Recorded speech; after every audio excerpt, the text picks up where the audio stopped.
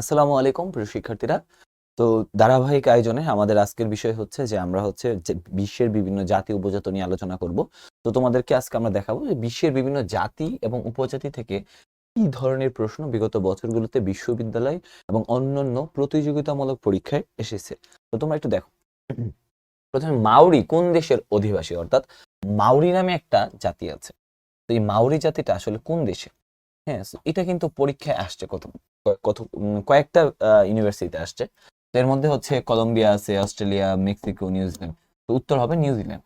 তো তোমরা মাউরিদের, আমরা যখন দেখেছি যে নিউজিল্যান্ড অস্ট্রেলিয়াতে বিশ্বকাপ হয়েছে, তো তখন কিন্তু মাউরিরা কিন্তু তাদের নেচে, তাদের হচ্ছে যে তাদের একটা বিখ্যাত নাচ আছে, নাচের মাধ্যমে তারা কিন্তু তাদের যে একটা সাংস্কৃতিক বৈচিত্র্যের এটা হচ্ছে সন্ধান দিয়েছে।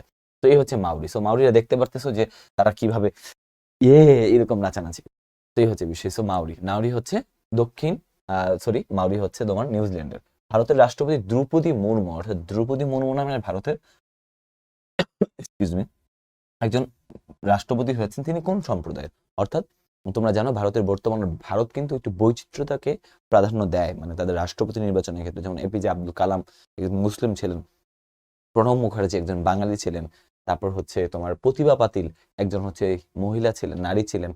আর এখানে দ্রৌপদী মুর্মু যিনি দ্বিতীয় মহিলা রাষ্ট্র বা নারী রাষ্ট্রপতি, তিনি কিন্তু হচ্ছে সাঁওতাল উপজাতি, সাঁওতাল যে গোষ্ঠীর আদিবাসী তিনি বিলং করেন। তার মণিপুরী জাতির পূর্বপুরুষ কারা? দেখো এখানে অনেকগুলো আছে। এটা হচ্ছে দেখো সুসাইন, পাংখাঙ্কা, চান্দো, টাইতুসো, এই চারটার একটাও না।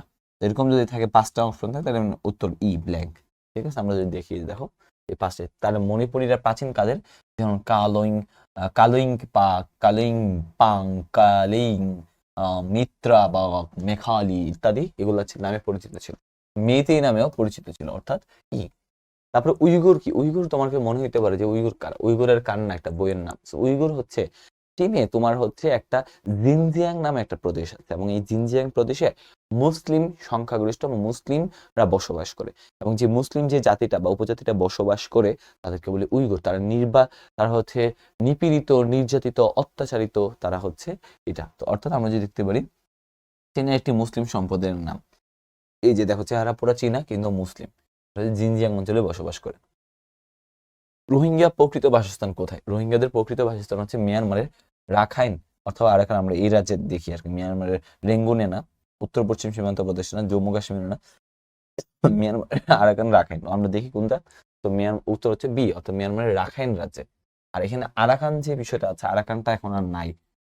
আরাকানটা আগে ছিল, রাখাইন রাজ্যের পূর্ব নাম ছিল আরাকান। তো আরাকান থাকলে হবে না, দিতে হবে রাখাইন। উত্তর হচ্ছে বি। কোন নৃগোষ্ঠীর লোকজন সাংগ্রাই উৎসব পালন করে? এটা যদিও বাংলা জলোৎসব, এটা হচ্ছে রাখাইন ও মারমারা। দেখো এই যে দেখো জলকেলি বা সাংগ্রাই উৎসব পালন করছে। আফ্রিদি উপজাতি কোন দেশে বসবাস করে? তোমরা জানো আফ্রিদি একটা উপজাতি আছে, তোমরা জানো শহীদ আফ্রিদি, শাহিন শাহ আফ্রিদি। তো আফ্রিদি উপজাতিরা বেসিক্যালি পাকিস্তানে বসবাস করে। তো আমরা জানি পাকিস্তান, যেহেতু পাকিস্তানে বসবাস করে, তো দেখো পাকিস্তানে এই যে আফ্রিদি উপজাতিরা, তারা একটু যোদ্ধা উপজাতি আর কি। ভারতে বর্গী নামে পরিচিত ছিল। আমরা ছোটবেলায় পড়েছি যে আমাদের মারা আমাদেরকে ঘুম পাড়ানোর সময় পড়াতো যে খোকা ঘুমালো, পাড়া জোড়ালো, বর্গী এলো দেশে, বুলবুলিতে ধান খেয়েছে, খাজনা দিব দেশে। তো এই যে খোকা ঘুমালো, পাড়া জোড়ালো, বর্গী এলো দেশে, অর্থাৎ বর্গীরা লুট করতে আসছে। তো এই জন্য সে খাজনা, আবার বুলবুলি ধানও খেয়ে ফেলছে। তো এখন সে কিভাবে খাজনা দিবে? এই যে হচ্ছে কথা, বর্গী হচ্ছে এই যে এই মারাঠারা, অর্থাৎ মারাঠারা এরকম ছিল, তারা লুটপাট করতো, ডাকাতি করতো আর কি। এই মারাঠারাদেরকে বর্গী হিসেবে অভিহিত করা হয়। যে মারাঠারা দেখছো এখানে মেরে ফেলছে ওরে, ঠিক আছে। তো এই মেরে ফেলতেছে দেখছো। তো এই যে যোদ্ধা, মানে যুদ্ধ করতে করতে তারা হচ্ছে ডাকাতি করতে করতে এসে মেরে ফেলতো। তো বর্গী বলা হয় মারাঠাদের। ফিরিঙ্গি আসে যে পর্তুগিজদের ফিরিঙ্গি বলা হয়। তারপর হচ্ছে ওলন্দাজ বলা হয় নেদারল্যান্ডদের, হল্যান্ডদের। ডেনিশ বা দিনেমানে বলা হয় ডেনমার্কদের। ইংরেজ বলা হয় ইংরেজদের, ব্রিটেন বা যুক্তরাজ্যের। ফরাসি বলা হয় ফ্রান্সদের। তো এগুলো একটু খেয়াল রাখতে হবে। জাতিসংঘ ঘোষিত আদিবাসী ভাষা অর্থাৎ ইন্ডিজিনিয়াস কমিউনিটি ভাষা 1992 সালকে ঘোষণা করা হয়। 1992 না, সরি, 1993 সালে ঘোষণা করা হয়। 1993 সালকে ঘোষণা করা হয় আর কি। তারপরে আমরা যদি দেখি ঝুলুকুলু হচ্ছে আফ্রিকার, দক্ষিণ আফ্রিকার দুইটা উপজাতির নাম। ঝুলুকুলু জুলুকুলু, ঠিক আছে? জুলুকুলু হচ্ছে 2টা উপজাতি। এরা আফ্রিকা, এই যে দেখো এরা হচ্ছে দক্ষিণ আফ্রিকার 2টা উপজাতি জুলুকুলু, ঠিক আছে? তারপর আমরা যদি দেখি তাদের বৈচিত্র্যময় দেখো তারা খুব কালারফুল ড্রেস পরে, ঠিক আছে?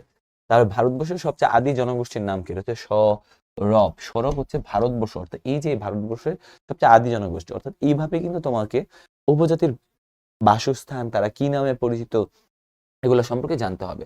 তো দেখো আমরা পড়লাম যে বিশ্বের বিভিন্ন উপজাতির, আমরা পড়বো বাসস্থান, পড়বো কোথায় থাকে আসলে বাসস্থান। ধরো আমরা যদি বলতেই পারি যে মাওরীয় উপজাতি বা তোমাকে বলতে হবে ভাইকিংস। ধরো ভাইকিংস কোথায় থাকে, তোমাদের কিন্তু বইয়ের মধ্যে আছে এরকম, তাই না?